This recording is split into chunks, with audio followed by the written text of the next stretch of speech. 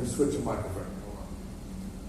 While we're switching, how many of you guys right now have either a server or an application or multiple servers or applications in the cloud? You raise your hands. So we have a couple. How many have never heard of the cloud before? One. How many of you guys are interested in moving something to the? Is that too much? How many of you guys are interested in moving something to the cloud but maybe aren't sure exactly how to do it, what the impact on your cost would be, what the impact on your performance would be? Your neighbors, your friends, other people in your business groups are talking about doing it, but you haven't done it yet. You're considering it. Anybody in that boat? Okay, there are a couple here. That's good. All right. My job today is to try to help you guys understand exactly what cloud is. Cloud is a term that has a lot of different people talking about it. It means a lot of different things to different people. I would argue that it's something that we probably need to clarify before you dive into it, because what you could be getting when you say cloud and when your vendor says cloud, you guys may not be lining up and talking about the same thing at all. And that can result in a lot of costs, a lot of pain, and unhappy customers, which we don't want to have. So I'm going to first talk a little bit about exactly what cloud is and what cloud means and the different ways in which we can define it. And hopefully that will make sense to everybody. But please, we have a small group here, so if you have questions, raise your hand. You're not going to throw me off. Let's talk about it. Let's get the questions answered, because I know if you save all the questions until the end, you might have had a really good one, really salient point or question, and you've already forgotten. It doesn't seem like you want to ask at that point. So, okay. Most companies start out with what we would call on-premise server or IT rack. And we would say, okay, those guys aren't in the cloud. And you guys have all seen this, okay? You walk into an office, hopefully, there's a server room in the back with a lock on the door, right? You have a rack in there, you have your switch with all the little green lights that blink, and when they don't blink, there's a problem, right? You have maybe a server or two in that closet. Depends on how long you've been in that building. Sometimes that closet can have 10, 15, 20 things in it, right? That's your on-premise environment. You're definitely not in the cloud when all of your data is hosted out of that room, okay? So that's like a baseline that most of our customers, especially small, medium-sized business, that's a baseline that most of those companies start out in. Newer companies started by our 20-somethings, a lot of times they start off their business directly in the cloud. They start off their business by being web-hosted, all their applications not physically residing in their office from the start. Okay, but for most of the legacy companies we deal with, they have an on-premise server or IT rack to start off with. Okay, the opposite of that, the second scenario is pure cloud. That's basically where everything that you run, every piece of data that you access does not live in your building. Okay, so your ERP, your QuickBooks, your accounting package, your software that you use to send out mailers to customers, your marketing, your HR systems, all that stuff is actually hosted somewhere in the cloud or outside your office. Okay? So those are the two opposite ends of the spectrum.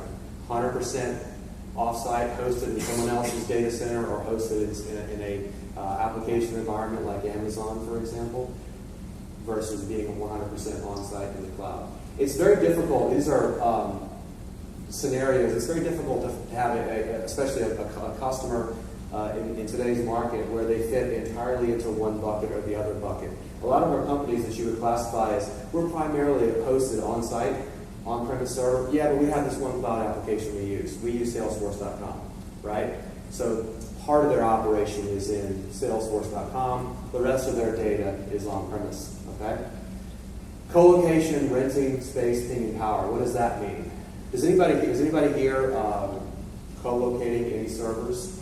Okay, we have a couple of folks here, right?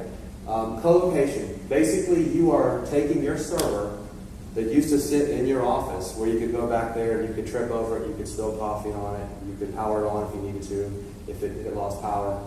You're taking that server that used to sit in your office and you're picking it up and you're moving it to a data center environment. And you're going to lease from the data center, you're going to pay a monthly fee, and they're going to give you rack space, they're going to give you power, metered power that you can plug in, power your server, routers, switches, whatever else you have, and they're going to give you ping. Ping essentially means network bandwidth. So you have connectivity to that server that sits in that co-location environment. A lot of people get confused over, well, I'm in the cloud, right? Because I took my server out of my office. Well, no, not really. If you are co-locating your server, you still own that hardware. You're simply paying someone else to host that hardware for you. You're still responsible for it. So, for example, if it's been 2 years and no one's been patching your server, right, and you ask your IT guy, hey, what's going on with that server? It's running really slow. Well, I don't know. It's in the cloud now. It's not my responsibility. Well, wait a second. No, it's not. We're just co-locating. You're still responsible for managing that. Okay? In a pure cloud, 100% virtualized, no hardware environment, you don't own your hardware. Right? You're running on servers that somebody else installs, somebody else maintains. Typically, they're providing patching for those servers. They're providing security updates for those servers. You may be responsible for your applications, depending upon the arrangement you have with your cloud provider. But the difference between co-location and pure cloud is who owns the hardware, who's responsible for that hardware. In the co-location example, typically you're looking at every 5 years you've got to do a hardware refresh, right? So in a co-location arrangement, you've got to replace that hardware. That's a capital expenditure unless you're going to lease it, right? You have to continue to maintain and keep that hardware up. So the last scenario that we have is hybrid. And hybrid is really interesting. And as I kind of hinted at earlier, hybrid is probably the situation that most shops will find themselves in, where you're mixing and matching. You can mix and match and say, you know what, I'm going to, I have a database server. I have a database application that is the lifeblood of my company. If this database application is down or it's not running fast, I'm in trouble. I've got 15 users lining up outside my office door, beating my office door down. So I'm going to take a dedicated server. I'm going to take a piece of hardware that I can control that's fast, and I'm going to co-locate that in my data center. And I'm going to run my core mission-critical database application on that environment. But you know what else? I've got one person that works in HR. I've got one person that works in finance. I'm not going to run those applications in-house. I'm going to outsource those to the cloud. Maybe I'm going to go put QuickBooks on QuickBooks' cloud server. Maybe I'm going to go take my HR application and use the web-based app for that. So that's what a lot of companies are doing now, is they're having a mixture of things that are hosted, maybe perhaps on-site, perhaps in a data center that they are responsible for, and then in a cloud environment. Right? As you can probably guess, that can create a situation where when the boss comes in and she says, well, where the heck is all this stuff anyway? You know, it can be challenging for that IT person to answer in a succinct fashion exactly where everything is, because he or she may not know exactly where everything is, especially in a case where you have turnover, where the previous IT person set up stuff in the cloud, new person comes in, and that handoff wasn't very smooth. Okay? So does everybody have a good feel now for what we're talking about, on-premise servers or 100% pure cloud? If you feel any questions, please come back and ask me, interrupt me. You're not going to throw me off. Not too bad. Okay, so a lot of times we start talking about cloud to customers, especially small customers or micro businesses, less than 5 employees. Everything, I'm already in the cloud. Everything I do is on the web. I don't have anything. Everything I do is in the web. Really? You sure about that? Sure you don't have any data locally? What about all the spreadsheets you save on your computer? Right? Oh yeah, I'm not backing those up, am I? I don't know. I think the IT guy comes in and does that once a month. Are you sure? Most people, again, in a common scenario, most people have their data in more than one place. Some people have their data local. Some people have their data in the cloud. There's usually some mixture between that. And even when the customer says, everything I do is already on the web, we'll take that with a grain of salt, because you can come to find out there's mission-critical data that's not stored where they think it's stored. And that can create a real problem when backups fail, or when you have your antivirus isn't up to date and you get malware in your network and all those files get encrypted. And somebody from Czechoslovakia wants the $10,000 of Bitcoin to unencrypt your files. Yeah, it doesn't go so well. Okay, so are we saying that using websites, using web-based applications, pushing your applications to the cloud is a bad idea? No, absolutely not. Especially for micro businesses, it can be extremely effective. You might be able to outsource 95% of your operations to 2 or 3 different web vendors that you have and take care of all the stuff that you need. And that basically means you don't have to pay for a server. You don't have to pay for an IT guy to manage and maintain your server. You don't have to pay for cloud-based server or co-location. You don't have to pay a lot. You don't have a lot of expenses because you are using and you are renting. You're paying a monthly fee to run your data, your business out of online web-based applications. As you start to grow, so when that company that starts off with, say, 2 partners and one person's running the business and one person is running the technology. As that company grows, they start hiring employees. You know, what I like when I go to smaller companies, a lot of times, you know, I say, well, where are your shared files at? Oh, we keep everything on Google Docs. So we just share files on Google Docs. Well, I've got a Dropbox account. We put all our files in Dropbox. We're all in the cloud. We're good.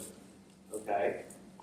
That doesn't scale particularly well when you hire your 10th, 15th, 20th employee, right? The new guy that comes in, doesn't have a lot of training, goes in and corrupts your Google Docs spreadsheet that you spent, 20 hours, 50 hours, 100 hours maintaining, and suddenly it's corrupt. How do you recover that? What's your backup strategy for that? What happens if he comes in and does a search and replace and changes all the numbers in your projections and messes everything up, right? These are small tools, can be very effective for sharing data between a vendor and customer on a small scale. Not going to scale as your business grows. So everything I do on the web, I don't need cloud, I don't need servers, I don't need storage. Once you reach your company reaches 5, 6, 7 employees, it's probably not going to be the case anymore. And let's talk about your cloud. When you say you have a cloud, your cloud is hosted by providers hosting hundreds of thousands of other companies. What that means is Amazon, for example, and Microsoft Azure, those are huge companies. They have massive, massive data centers. They're selling to intermediate companies. So sometimes when you buy your cloud solution, or you buy a server, or you're renting an application, you might be renting it from provider A. Provider A is in turn renting the environment they're hosting you on from provider B. Provider B may in turn be renting the data center and storage and bandwidth from another provider. So you have a whole stack of providers, and if there's a failure anywhere in that chain of providers, what do you do as the end customer? Right? You only have the ability to talk to your next vendor up in the chain, and that may or may not be very effective in resolving the problem. Typically, for a small company, your cloud, you're paying $150 a month for a server application in the cloud. That's a multi-billion-dollar company you're sending that check to. If they lose your data, oh well, I'm sorry. Whoops. You read our SLA terms, you're entitled to, a box of crackers and a soda. Not much else, right? Your responsibility when you're in the cloud is you better be packing up your own data, because if that vendor loses it and you go back to that vendor, it may or may not be able to recover your data. I can tell you horror stories. I can tell you stories about customers that set up their environment in a popular name brand cloud environment, stored hundreds and hundreds of thousands of images that couldn't be replaced, and they didn't read the fine print in their contract. The contract said you are responsible for your own backups. That provider dropped their data, had it restored from backups, and the provider restored from backups, but there was a bit error. A 0 and a 1 basically got flipped in every single one of the images. So they recovered all their textual data. Database was okay. All the images were corrupt, useless. They lost every single image. They lost over 100,000 images. No recourse. They were told, hey, if you want to recover from your backups, and you want to guarantee your data, you're supposed to be doing that on your own. They didn't understand that. Okay? We talked about stack cloud providers, buying cloud from other cloud providers, maybe being multi-layered. That's a pretty common scenario that happens these days. Richweb, I would not to give you guys a big hard sell here, but Richweb is different. We run our own cloud, we run our own servers, our own hardware, our own switches, our own firewalls. We monitor all those devices ourselves, so we're never in a situation where if something breaks, we're not sure exactly who to blame. Quite frankly, it's me. I got to go fix it, right? Me, my engineers, we're responsible for it. So we're not buying from one provider who's in turn buying from another provider. Our cloud is hosted right in our own data center, and if there is a problem, we know where to go fix it. Okay. Just touching base on monitoring again real quick. When you are hosting your applications with the website provider, you're basically outsourcing all the responsibility for monitoring and for maintenance, for patching to that vendor, which for a small company is probably ideal, right? You don't have an IT specialist. You don't want to be paying an IT specialist. You're outsourcing all that to the web provider. But as you grow, right, now you're up to 10, 15 employees, and you're running 10 different outsourced applications for different parts of your business. If something is down or something's slow, right, who's in charge of figuring out what it is, who to call, how to report the problem, if the vendor's having a problem, verifying the problem, who to work with the vendor, right? So one of the things that one of our sponsors, PRTG, one of the very powerful things you can do with PRTG is you can set up your own monitoring so that you know proactively when something is not running the way it should be running. So hopefully before your boss, if you're an IT worker, before your boss comes knocking on your door saying, gosh, you know, the performance of our ERP, the performance of our database has been really bad this whole week, you can go proactively and say, you know what, we're running out of storage on this environment. I've got to go call my cloud provider and bump that up. I've got to go down to the data center and add more processing because we are overrunning what our current system can do. It allows you to be more proactive instead of reactive. And that's, if everything you do is outsourced to the web, it's really hard to monitor that. There aren't really any hooks or applications or methods you can do to monitor a third-party website you've outsourced your stuff to, other than try to, launch a web page. Is she up? Is she down? Ashley. Can I ask you a question? Can you drill down on the hardware piece of scaling up? So say your business is running fine, database is running fine, we bump up to our limitations. Compare scaling up to the next level of database or Excel, not Excel, but whatever the database platform would be versus if I have a server and I call Richweb and say, okay, come to my site, scale my server up versus scaling it up in the cloud. Okay, that's a really, really good question. We'll start with, you're on the web, right? Everything I do is already on the web. That's scaling scenario number one. Your application's not running very fast. You bought your QuickBooks online, and it started off really fast, and now a year later it's running really slow. There's not much you can do, right? You can call QuickBooks and you can complain. Just like you can call up Comcast and complain. Is anything going to happen? No, because their upgrade schedules, Comcast is going to say, hey, you're on a 5-year plan, just like in the old USSR, right? The old Soviet Union. You're on a 5-year plan for improvement. If your 5-year window to get your new upgrade hasn't come around yet, sorry, you got to wait your turn. That's how those big companies work. So, if you're hosting with a web application, they have a performance issue, it could take weeks or months before they have enough customers complaining and enough people getting in trouble before they actually can make an adjustment. That could take a long time. If you were hosted in our cloud or a vendor like us, then we would have performance monitoring. PRTG would be telling us, you know what, your IOPS, which IOPS are, just so I don't use too many crazy technical terms, IOPS are basically a measurement of how fast your applications can read and write from your hard drives, from your storage. PRTG will tell us, you know what, our IOPS were running here, and now they're running here. All right, our response time was down here, and now it's up here. We have to go do something about this. I've got a call from a customer saying his application is running slow. We can go in and say, all right, we're going to carve off a new volume on the storage, and we're going to move that customer, because it's a cloud, we're going to move that customer off that current storage array to a brand new storage array. Problem fixed. All of a sudden, his or her performance is restored. So we can be much more proactive in the cloud if we have proper monitoring in place. If you have decided that, you know what, I'm going to buy my own hardware, which would be back to our co-location, perhaps our co-location or on-premise example. If you bought your own hardware and you told your boss, hey, you know what, this server is going to be good for 5 years, and it's year 1 of your 5-year contract with the server, you've got to go back to your boss and say, I just didn't spec it out right. That's a hard conversation to have.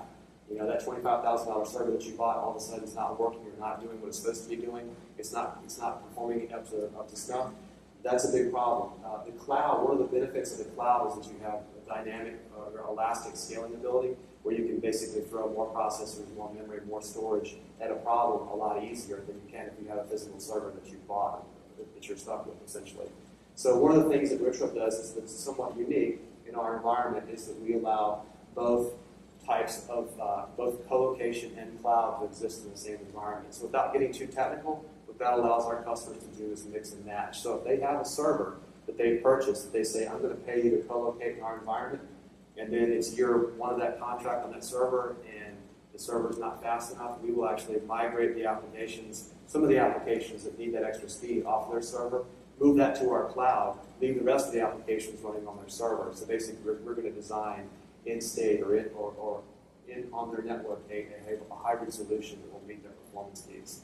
And that's kind of unique because without getting into a whole lot of technical details, if you're going to a 100% cloud environment where everything is virtual, you don't get to BYOD, bring your own device, or BYOH, bring your own hardware. You can't show up, you can't knock on the door at Amazon or Microsoft. Not that there's anything wrong with those companies, they're great cloud solutions. You can't knock on the door and say, yeah, I want to bring a couple servers in here. But there's no vehicle, there's no method to do that. In their clouds, all their own hardware, everything has to be virtualized. So if you just spent, let's say Ashley spent $25,000 on his server, and he spent $50,000 on his software licensing, and that licensing is tied to that processor or tied to that hardware, it's very difficult for him to divorce without having to eat all that cost from his current hardware. So one of the things that we can do to accommodate that is say, no problem, you want to get that server out of your office because your cloud is overheating and your rack's a mess and your bandwidth is going up and down and your power's flickering. We're going to move that server, put it to our environment. And oh yeah, by the way, if you run out of storage capacity, you can glue on more of our cloud-based storage to it. That was a long answer to a simple question. Hopefully I answered it. Yeah, thank you. Okay. Would you like to know the state, city, building, where your data is? This tends to matter a lot for companies that have to do with Starbucks, any kind of regulatory, HIPAA, people that are engaged in international business. A lot of times you have to have your data hosted in the United States. All right, so you can run into problems if you have a data center company that is going to virtually move your application to any one of their facilities. It's not supposed to just show up one day running in Canada or the UK. Not only would it be quite a bit slower, that's also be a violation of your terms of services, perhaps that you've given your customers. It says all of the data that they are putting in or made within the United States. So one of the differences about Richweb is that we can go downstairs to our data center environment. We can point out the server that you're running on. If you want to know which application, where your application XYZ is, we can tell you exactly in this server, in this data center, in this facility, in this zip code. It's not running in some random facility in Tampa or New York. Okay? When we're going to talk some more about latency and keeping your cloud application running fast, that can make a really big difference. Proximity, how close you are to your data, can be the difference in a happy end user, and end users don't understand, right? Happy end user versus an unhappy end user. Okay? And one more thing, I know I've spent a long time on this slide, web application security.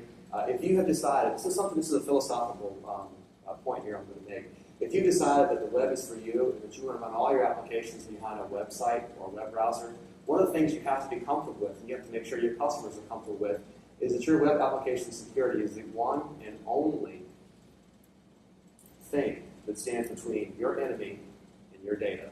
So think about that for a second. If you log into your website with the username and password, and your username is the name of your company, Richweb, and your password is Richweb1, how long do you think it's going to take somebody that wants to get access to your data to figure that out? 30 seconds? 2 minutes, right? You're going to get taken. Once that customer has your credentials, they're you, right? And all your data that you're keeping, right there for them to thumb through, look at, steal, modify, okay? So you have to be, there are some things you can do. There's things called two-factor authentication. This is more of a security topic we can get into later. There's things that you can do to help improve that. Some of those web vendors are already coming out with some of those solutions, but contrast that with a cloud-based solution where perhaps your data is stored on a cloud that's on an internal network. In that situation, you could say, you know what, when Sally from HR wants to come in and look up any employee's information and do updates, she has to VPN in, she has to be on our network, she has to have a valid username and password for my Windows server, she has to have a valid certificate to access the VPN server, and then she has to be able to log into that HR application running on the server. Whereas if you're web-based, again, we love web-based applications. We've been doing them forever, right? So we don't want to say that they're not appropriate, but again, she's perhaps one username, one password away from having that data stolen. There's also, just to kind of flesh that point out a little bit more, there's also a lot of unintended consequences that can happen. There are horror stories about employees at companies. Even if your policy is you're not supposed to post stuff online with sensitive customer data, a lot of times, customers or engineers in a department say, I've got to get this worksheet, this spreadsheet, this test data set. I've got to get this over to my vendor so he can look at it, so he can help me debug this application. So they take an export of the data, they FTP it up, stick it on a Dropbox somewhere, and forget about it. Right? Problem solved. I can go sleep at night. Well, no, guess what? You didn't delete that data you just uploaded. Right? So how good is your Dropbox password? I don't know. But whatever data is in that spreadsheet, if it's pretty juicy, it could be a major risk of a major disclosure. And that happens all the time. It was like, hundreds of thousands of credit cards probably disclosed in the last year, just because people were silly and they uploaded stuff to websites and didn't secure them. In one case, there was no password. There's no excuse for that. There's no password just sitting on a wide open server. So everything you do is already on the web. Be be careful about where that can land you. Okay? Any questions about that before we move on? All right, we're ready to see a new slide. All right, how to prepare for the cloud. So we're going to talk to you about whether you're going to use our cloud or another cloud, Amazon, Azure. We're going to give you some tips that will help make your cloud experience good. Number one thing that you have to get prepared for the cloud is have good bandwidth and connectivity. Think about it. If your server, go back to our on-premise example, if your server is sitting in your closet right next to the coat rack, right, you can at least go in there and touch it. It's tied into your same local area network. So your users are accessing your applications at LAN speeds, which are typically pretty fast. The minute you pick that server up and either move him into a colo or you virtualize that server and move it into the cloud, you're no longer in the same building with your data. So you're at the mercy of the speed and quality of your internet connection, right? So if you have a DSL, is anybody here still suffering with a DSL line or T1? Okay. All right, so how does that feel? Is that fun? I go home and work. I'm Yeah. much faster when I go home than when I work from home. Right, so we know you're productive and you're a good employee, but for a lot of other employees that aren't good employees and productive employees, what happens? They go home and they goof off. So I would make the argument is that lousy internet connection at your office is costing your business time, productivity, money, right? No doubt. Okay. How to prepare for the cloud? Number one thing, get your bandwidth squared away. So there's a couple of different things that some of our clients do to make sure this is a positive experience. In most cases, we start off with shared best effort. What that means is you have a Comcast cable modem or Verizon Fios, right? And that's how your office is connected to the internet. And we basically piggyback on top of that with a tunnel, a virtual connection that goes into our data center. So all your traffic when you're accessing your applications in our cloud is going across that tunnel. Now, your internet, your web pages you're looking at, your email, Mary Sue who's sitting at the front desk who's got Pandora open and she's listening to music. You know, the boss who brings his kids in and they've got, you know, he's got a son and a daughter up there and they're watching 2 different Netflix on 2 different iPads. Guess what? All that data is going through your Comcast connection. And guess what Comcast is? It's best effort. So how do you reckon with a couple of Pandora users, a couple of people surfing the web, boss's kids watching Netflix, guess what? You're not going to have a good experience that day potentially, right? So you call up your cloud provider, it's not our fault. Your connection is clogged. Hopefully your cloud provider is on the ball and they're using PRTG to monitor your office connection. They can tell you, hey, knuckleheads, you've got a 10 meg connection to Comcast and you're using 8.9 megs of it. Let's cut back on the Netflix, right? So get some work done. As you can see, that's probably not always the easiest or best thing for a customer to have. So what a lot of times with customers, this especially happens when a customer has voice over IP. Let's say you have 20 phones in your office and your users are making calls on their phones and they're starting to have issues, right? Common scenario that we see here is we'll go to dedicated circuits. So we might, let's say you're lucky enough to have a choice. Not everybody has a choice. Sometimes you have Comcast or Fios, sometimes you just have one, not the other. Some customers are lucky and can get both. So the customer may have a Comcast connection and run voice across the Comcast, and they may have a Fios connection and run the data across the Fios connection. That separates your voice from your data, right? You can have failover so that if one circuit goes down, you still stay up. That's a good solution for making your voice work. And we have a lot of customers that are doing the same thing with their cloud access. Customers, small, medium business, all the way up to some of the largest companies in Richmond will do that. They'll buy one circuit for internet, one circuit for internet, and one circuit for cloud access. So those two are separate; they're segmented off physically. Okay. Sometimes you run into a situation where the boss doesn't want to approve buying 2 circuits, or in some cases you want to have a single circuit. QoS, Capable Private Line, is talking about that third scenario. This might be a 50 meg or 100 meg or even a gigabit circuit, an expensive circuit that you would buy from your office, and you would buy that to a data center. Right? When you do this is also called Metro Ethernet, in case you've heard that term before, or point-to-point connection. When you order this type of circuit, you can have a router at both ends control exactly what order the packets go across that circuit. And again, without getting too technical, what that means is if you have voice that's coming across that circuit, you can say, I need to send the voice first. If you have cloud access, somebody that's accessing their ERP, you can say, send that second. If you have the boss's kids watching Netflix, you can say, if you've got anything left over, let them have that. Or preferably block it. If anything comes up, you make it work anyway. Right? So when you buy a circuit to a data center, what you have is the ability to control both ends of that conversation. When you buy a circuit to the internet, guess what? You only have control over what you send. right? In most cases, what you receive or what you download is where the congestion is. That's why it's important. If you want to have an excellent cloud experience, when you buy a private line, the QoS stands for quality of service. When you get that service, you can control what goes through both ends. You can engineer. You can have someone like me configure the routers on both sides so that the packets that you want to get there first will get there first. And I'll pick on hardware here for a second. That made a big improvement for your voice performance, right? Right. Good.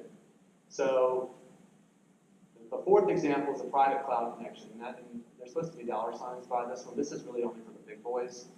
Private cloud connection is taking off. It's a new trend that's happening in our industry. Most small businesses can't afford that. You've got to be a larger business. These are typically several $1,000s a month. So it's not like getting a $500 connection or a $1,000 connection. You're talking about more like $2,000, $3,000. These are private connections directly to your cloud provider. You can call up Amazon and say, I want a special access code to go right in the side door, right in the back door. And that makes sense if you decide to put all of your servers in Amazon and you have 40 servers and you have lots of data flowing back and forth. You can actually get a private connection directly to Amazon that bypasses all of the consumer traffic coming in. So all the people that are buying books, guess what? You take a fast lane, go right around it. That's they're taken off in terms of popularity. Huge. Storage needs and requirements. Okay, so I'm supposed to be underbuy. Yeah, underbuy twice. That's okay because most customers typically underbuy. Okay, most customers. Storage and all cloud environments are priced like a buffet. Actually, it's not a buffet. I shouldn't say that. They're priced all you can eat, but you got to pay every time you go back up to the buffet. Every time you want that extra crab leg, they charge you. All right, it's not a buffet. Okay, so a lot of customers look at the pricing and go, "Oh my gosh, I've got all this data. I don't want to throw all that in the cloud because it's expensive." So they end up underbuying their storage, and then they end up having a situation where they don't have enough to fit what they have in there. There's also multiple different cloud providers and different ways to engineer your cloud access. If you are running a database application that is very intensive and you decide you want to buy a $10 a month cloud service and run it, your users are going to come after you with pitchforks. Guaranteed, right? Because the inexpensive cloud server that you bought does not have enough disk I/O or enough disk operations per second to sustain your busy database. You pay $10 a month for a cloud server. That cloud server was probably intended for running your website that has pictures of cats on it. You got maybe 2 visitors a month. It is not intended for that interactive database server that needs quite a bit more storage and I/O capability provision for it. That's a very common mistake because the more I/O operations, the more IOPS that you buy, they tend to price that a lot higher. So a lot of times, if you're looking at going to the cloud, and this is one of the first things that your boss says, we got to chop that off. We got to bring that cost back under control. Okay. A lot of customers that we see that have a negative cloud experience, if they got the bandwidth part right, they still miss the storage requirements. They underbought their storage. Okay. Sometimes customers make the opposite problem, have the opposite issue, and they overbuy their storage. And this is a common scenario. You've probably seen it before. IT guy comes in. He backs up you've got 100 gigabytes of data, which is not that much. He backs up 100 gigabytes of data. He doesn't have a backup drive, so he backs up the backups to the server, the same server that 100 gigs is on. So now you have about 170 gigs of data, right? Then he leaves, new IT guy comes in. He doesn't know where the backup lives, so he backs the whole thing up again. Now you have about 300 gigs of data. After a couple of years, you have 2 terabytes of data. Only about 15% of it are actually needed. The rest of it is all backups and backups. But everyone's afraid to delete the files because they don't know who's going to get upset. Is Larry in finance going to come over and say, "Oh my gosh, that spreadsheet, I spent 15 hours working on that. Where the heck is it?" "Well, when did you work on it, Larry?" "Oh, about 6 years ago." Okay, right? So now all of a sudden, when you go to the cloud, remember, you're getting priced on what you buy, what you consume. That 2 terabytes of data that you have to put in the cloud is going to cost you a lot more than if it was really only 200 gigabytes of data. You're paying 10 times what you need to for your storage. So getting right-sized in terms of your storage speed and the storage capacity is really important for a cloud experience to be good. Most most of the time, if I talk to somebody that's unhappy with their cloud experience or they're unhappy with their cloud pricing, they were told, you know what, the cloud's going to save you money. The cloud's going to be cheaper. Well, that's probably not true, right? Cloud can be cheaper in certain scenarios. In certain scenarios, it can be more expensive. It depends on whether or not you've got your storage needs and requirements properly measured. Make sure that you don't forget about your responsibilities just because you've gone to the cloud and now someone else is worrying about it. Okay? Any questions on cloud services at this point? Anybody have any other? So how does the cloud affect PCs, laptops, and so forth at the desk? Are you having to, can you scale that down? Can you buy so you got like the Chromebook that has very minimal hard drive on it. Are you more apt to be able to use a less expensive piece of hardware? Absolutely. If you're more in the cloud? Absolutely, yeah. If you have, you can use thin clients or lower powered, less expensive, more disposable clients that are basically just network terminals.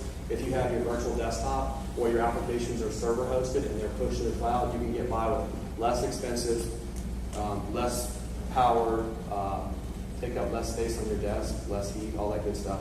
You can get by with much lower powered end-user access devices. Now, if the boss wants to pull up the spreadsheet and she wants to manipulate the spreadsheet directly on her PC or laptop, you may still have to have a pretty good CPU in there. She's going to be pulling up big spreadsheets locally, but if she's comfortable working off that virtual desktop or that server that's in the cloud, terminal server in the cloud, absolutely, you can get by with an iPad. How much conversation has to be had to understand that? So if you've got, say, a real estate agent or all state agent or something like that may not be manipulating a lot of data locally. Can you have that conversation pretty easy and say, hey, what kind of applications do you need on your machine versus, because I imagine you can scale down your hardware costs. I mean, PCs and laptops come down anyway, but what's a Chromebook cost for $100? It's pretty cheap. Yeah. Yeah, that's a good point. It's a big place where you can have cost savings, and I'll also say too that if you don't have any data on your laptop, you're not nearly as much risk if you get that laptop stolen. If you have a Chromebook or an iPad or a thin client type device and all your data is stored in the cloud, and you lose that device, you call your IT, you call your managed services company or your IT vendor, and all they do is change your login or revoke your certificate on your VPN, and boom, that laptop can no longer connect to your data, can no longer access your data. But if you had 5,000 spreadsheets with all the names and numbers of all your business contacts on there, that's probably going to get exposed unless you encrypted your hard drive. Does that answer your question? Yeah, it did. Okay. All right, anything else? All right, we'll move on to managed services. Managed services fits in nicely with cloud computing. Richweb's cloud managed services. We are specialists in virtualization. We do servers, routing, firewalls, and storage, all virtual. What that means is that when we bring a customer into our cloud, we give them a virtual firewall. It has their own rules, it has their own configuration, their own IP addressing, so we're not sharing stuff between multiple tenants. And that's it's somewhat unique. A lot of vendors aren't doing that. They're using shared equipment because to save money on licensing or to make the experience cheaper for the customer.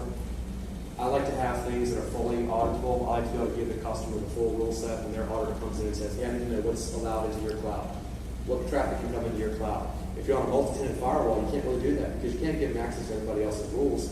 So you end up having to cut and paste. Well, what do we know about humans when they're doing cut and paste? They make mistakes, right? So we like to give a customer their own virtual appliance, their own virtual firewall. Make sure that they are 100% secure and that there's an absolute minimum amount of sharing going on between that one tenant and another tenant. Ultimately, again, the whole benefit of cloud computing is that you're taking these expensive servers and you're carving these servers up so that multiple customers can use them.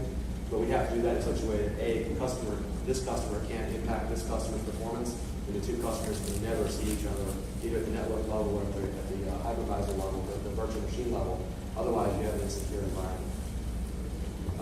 We are WAN, LAN, DNS performance specialists. I'm getting pretty old now. I'll tell you a real quick story.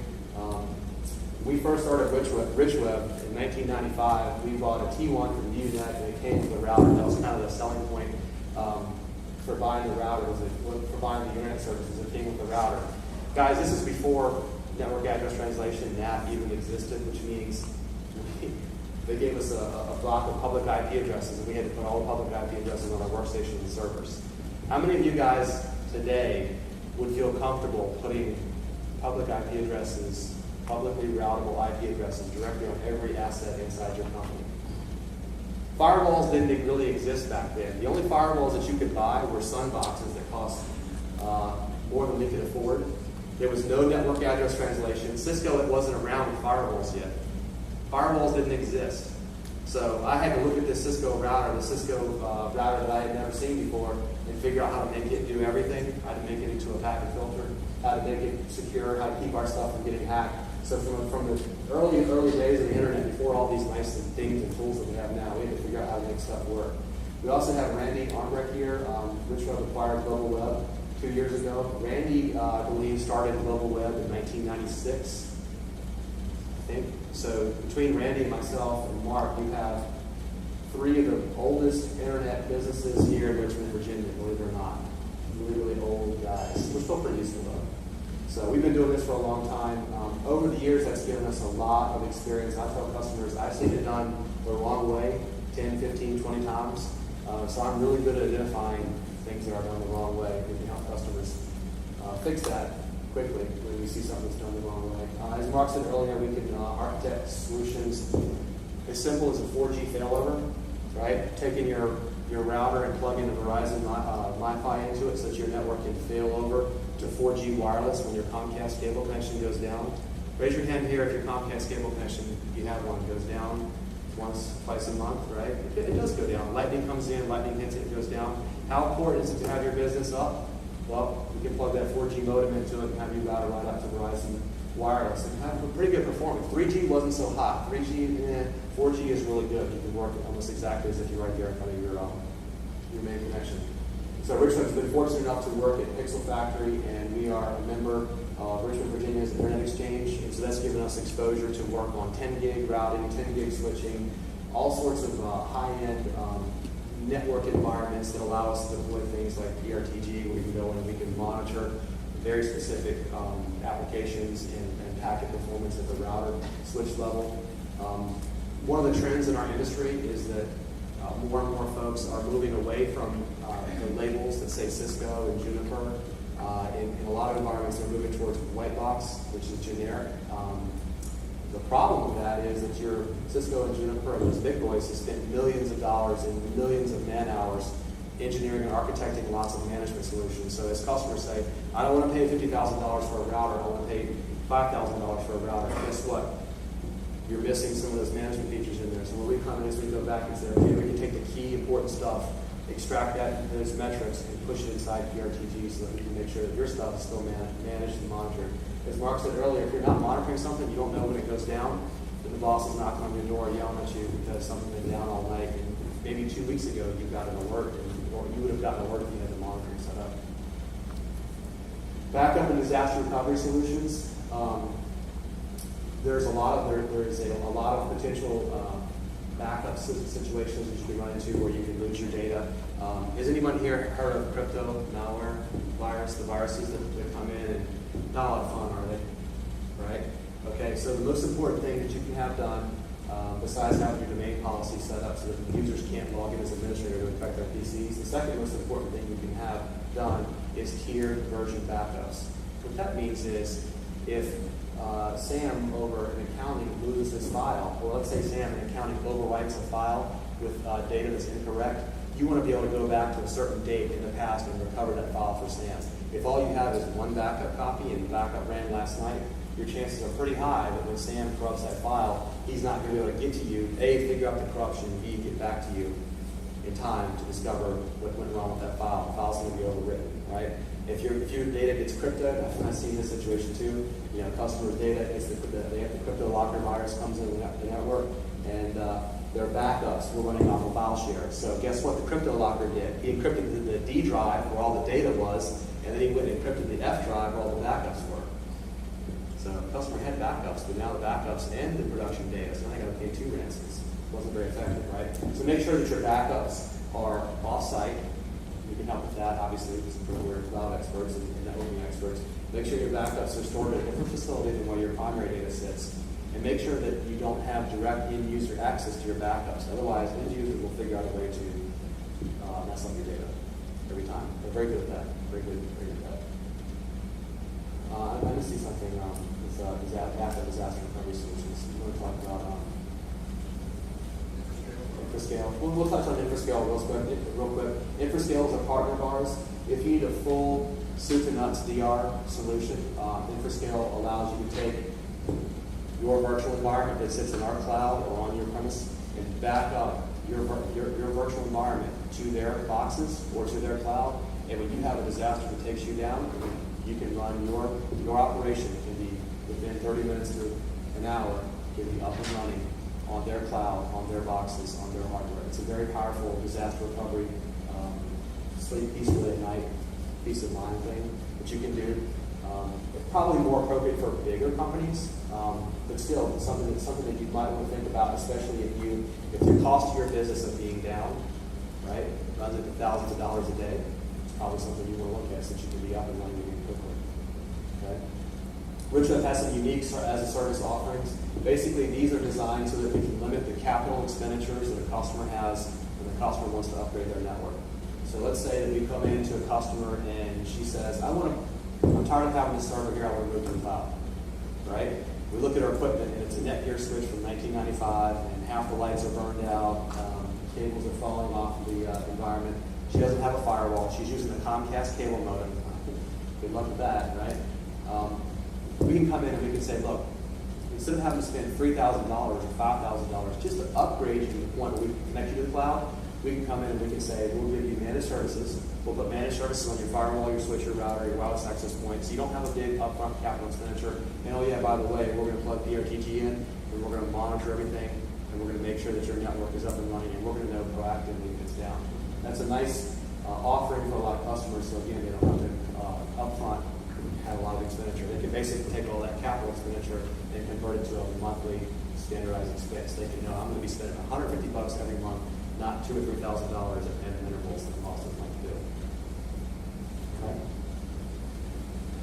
So what is IT that works for you, not on you? IT that doesn't make you mad, right? Anybody here ever had, hopefully not Richweb is your primary vendor, but anybody here had an experience with a vendor or partner where you just, after you got off the phone with them, you wanted to smack them around or choke them? We've all had that experience, right? Right? Adobe. Yes? Adobe, okay, but it wasn't us, right? It wasn't us, right? Microsoft Dynamics. All right, so IT can be frustrating. When it doesn't work, it's frustrating. It's supposed to work. I pay for it to work. It doesn't work. Why? Right? Well, our job is to make sure that, A, those incidents are minimized. And we do that again with the monitoring and the security so we can predict problems before they occur. We can let you know, hey, Chuck, it's probably time to upgrade that storage environment because we start to get a lot of errors on that, right? We want to try to be proactive there. And so if you have a problem, we can diagnose it quickly and we can get you back up and running so that you minimizes your downtime. Networks, we always want to make sure they're secure, fast, and reliable. You don't want to run into a situation where, and I'll use an example. A lot of customers, when they want to go to the cloud, let's say they're cleaning out their entire closet. They're saying, oh, I'm going to junk all this old hardware. I'm paying to put new hardware in here, but they put a Netgear switch in here. Netgear's not one of our vendors, so I can talk about it. They put a Netgear switch in here. Guess what? There's no VLANs on that switch. All right? So when they put their voice and data in, the voice and data ends up on the same VLAN. Most of you guys here run some voice or heard of voice over IP, right? Where your phones and data are on the same network. You guys have all been told by your voice vendor, you're supposed to have a separate VLAN for your voice, right? Everyone's heard that before. Does anybody know why that actually is? There is an actual technical reason why that's the case. Has anybody heard that before? It has to do with VLANs. It has to do with the way VLANs are implemented. Anybody? Okay. It's pretty common for network engineers. There's a special tag when you configure your switch with VLANs. There's a special tag, there's a special block of information that gets added to that packet. The prioritization bits are only available in those packets if you configure VLANs. So when you talk to your data vendor, and your data vendor says, yeah, this Netgear switch, it's gigabit, it's $250, it'll do everything you need. He didn't put any VLANs on it. He just slapped it in your rack and plugged all the cables in. Guess what? Now you can't run QoS between your voice and your phones. Problem. So we come in there and we go, this isn't going to work. We've got to replace this. So you're better off starting with a quality switch, properly managed environment up front, because otherwise what will happen sooner or later, whether it's phones one day or security cameras the next day or a wireless access point you're going to have a situation where that switch that you were sold doesn't have a good management interface. It's not going to work for you, and then we're going to have to come in and replace it anyway. How many of you guys here have security cameras, physical security cameras that monitor your environment? Security cameras on the same network as your PCs? Okay, everybody that just raised their hand, you got an F. Your auditor came in, done, game over. Why? Somebody can come in, somebody can turn your cameras off. How many of you guys are on your cameras and your wireless and your PCs on the same network? Game over. You get double F. All right? So somebody sits in the parking lot. They want to break into your building. They sit in the parking lot. If they get on your Wi-Fi, they can probably figure out how to deactivate all the security cameras from the outside part of the building. It's all that MacGyver stuff you see on television. Yeah, oh, that's fake. That can't really happen. Well, yes, it can because you didn't implement your network security properly.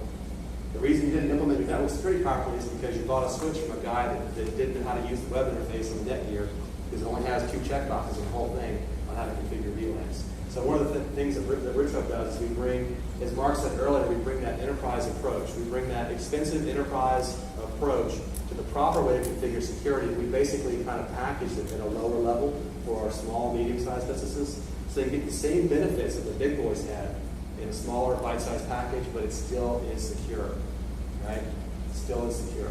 As you grow, all those little warts that you had, that's something that become vectors or attack surfaces where you can get attacked, where somebody can break into your network and steal data.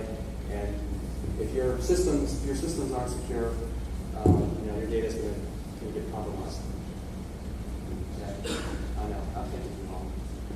Any questions on managed services, security? Anything we learned today? Any questions we have on stuff that I was talking about? Things that piqued your interest? So I won't make you feel bad about your network. When it comes to business disaster recovery, we're talking about straight to cloud. You also have the ability to do appliance, cloud hybrid solutions. Mm-hmm. Yep. Yep. Our Richweb, you can call it. Let's say you're not using us as your primary cloud vendor. Let's say for whatever reason you want, which is fine. You want to stay in your office with your primary server. You can back up. We have a backup product that allows you to back up to our cloud. Right. You can also use InfraScale, and you can back up to an appliance that's sitting in our data center. That will be co-location of our first slide. That will be co-locating an appliance in our environment and backing up securely to that. You can also say, I want to bypass all that, and I want to back up straight to InfraScale's cloud, which is in Northern. They have multiple sites. Their closest one is in Northern Virginia. So you have lots of options there on how you can do your backup, how you can do recovery. And I should point out too, that's not backup in the case where you're using InfraScale and you're pushing your environment to their cloud. That's disaster recovery, business continuity. You can actually run your entire environment out of their servers. As long as you have an internet connection, you can run your environment out of that. Now, in the case where you're just pushing backups, let's back up a second. Use a real world example. How many of you guys here use Carbonite or iBackup or services like that where you back up your data offsite? Okay, when you push your data from your building or your colo off to iBackup, how much data are you pushing? It's a terabyte's worth of data. How long is it going to take to bring that data back down and restore it? Is it going to be like this? Anybody try to do that before? You have a cable connection restoring 10 terabytes of data may take 10 days. So if you tell your boss, yeah, we're okay because I have backups stored off-site. Are you also explaining to her that it's going to take you 10 days just to suck those backups back down? Probably not. She might not have a happy look on her face when she realizes that. And you can still call those services and they can still write that data to media. They got to ship it to you. But again, it's not going to be a 4-hour recovery window. If you told your boss that we'll be back up same day if we have a disaster, and your data and you're not using a business continuity DR product, you're just backing up your data, good luck. It's not going to happen. It's going to take you a day to rebuild the server, a day or two plus to suck the data back down, a day to reconfigure everything. You're looking at probably a 3 to 4 day outage.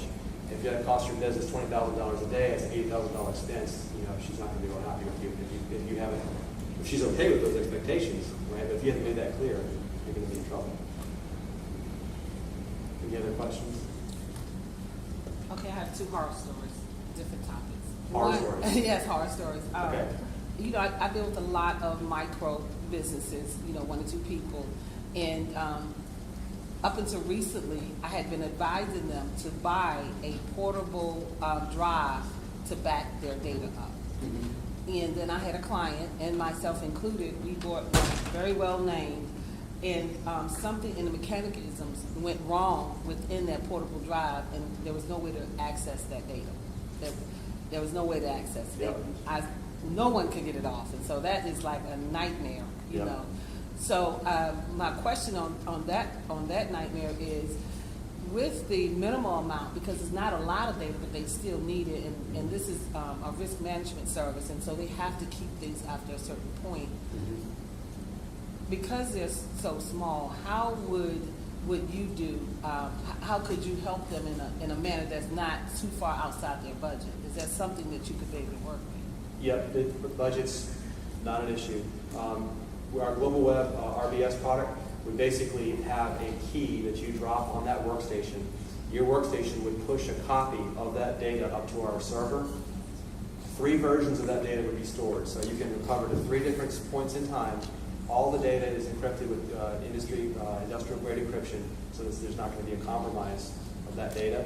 And then she can pull that data back down. She can ask us for help in restoring files if the files were lost. What you did with the USB or the thumb drive based backup is not a bad idea. A lot of our smaller micro businesses are going to start with that, but if that's your only backup, you're going to be in trouble. Right. You're going to be in trouble. It's So- going to hit you sooner or later. And that's what happened. Second nightmare is I recently received emails from myself that I did not send. And so that panicked me, and then the next thing I know, my entire site and email was down. Everything was down. And I called, the guy that does it for me, and he contacted the hosting. No one can tell me why or what happened, but how would someone be able to send me an email from my email? I just don't understand how that happened. Well, the email protocol that's in use is simple mail transfer protocol. Mhm. The S is the key. It's simple. There's no authentication or verification built into email. So basically, any email can have the headers on it faked, which means I could look at your account and I could basically spoof or create an email that pretended to come from you but didn't really. IT people like Randy and I that have been around for all these years, you can look at the headers of the message and pretty much determine whether or not it was a fake. If you have an email coming from an American company, but the relay was in Singapore, and it was off of a machine that doesn't have anything to do or similar to the company that was sent through, Right. that's a pretty good indication. If you have good up-to-date antivirus on your computer, you should be mostly protected against those sort of emails hitting you when you open them. The other thing you want to do too is if you're a member of a domain, if you're logged onto a Windows domain, the policy can be set on your computer such that you don't automatically execute programs. So even if you accidentally click on something you shouldn't, and that malware tries to install something on your computer, it's going to be blocked at that level. Right. So if your micro clients are too small to be, they're not going to want to afford a Microsoft Windows server. Right. We have an offering where we can take micro businesses and we can basically tie them into our cloud on a shared cloud. That works I say that works for companies like 5 employees and under. It's a good solution. Okay. You can also have your IT person come in and manually configure your workstation so that you won't automatically execute those programs, but that's more prone to being overridden or changed by something inadvertent. What happens is you want to install Adobe or some other piece of software. You'll uncheck that security that you have. You'll forget to turn it back on. Yes, The yes. next thing you know, you got Chinese characters showing up on your website, Yeah. maybe a pharmacy running on your website. We also have a whole different line of consulting that Richweb does that I didn't cover today. It's a separate topic that we do on web-based security. And there's a specific set of formulas that you can, or a playbook that you can run that will help keep your website from being hacked.